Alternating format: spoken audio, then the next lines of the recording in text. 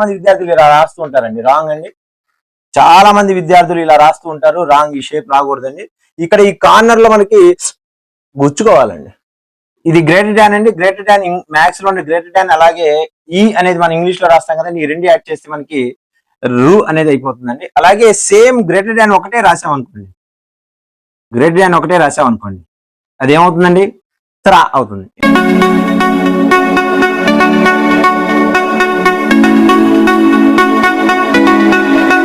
Hi my dear students and respected teachers. మనందరికీ హిందీలో ఎక్కువ మార్కులు తెచ్చుకోవాలని ఉంటుంది. కానీ ఆ హిందీలో ఎక్కువ మార్కులు రావాలంటే అందమైన చేతిరాత కూడా కలిగి ఉండాలి.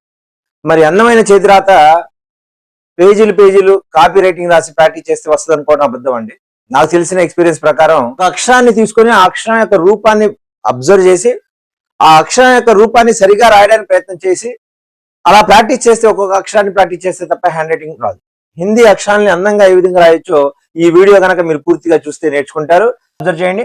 మనం 3 రాస్తాం కదండి, 3 రాస్తాం కదా.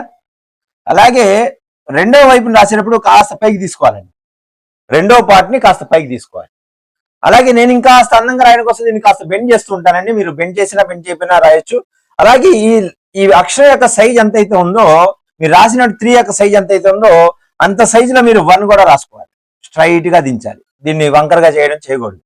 అలాగే పైన ఒక శిరోరేఖ, ఇక్కడ మీరు ఇక్కడ నుండి ఒక చిన్న బ్రిడ్జ్ కడుతున్నట్టుగా ఇలా బెండ్ చేస్తూ ఇచ్చినట్టు ఈ పాయింట్ నుండి ఇవ్వాలండి. ఈ సెంటర్ ఆఫ్ పాయింట్ నుండి ఇస్తే అందంగా ఉంటుంది.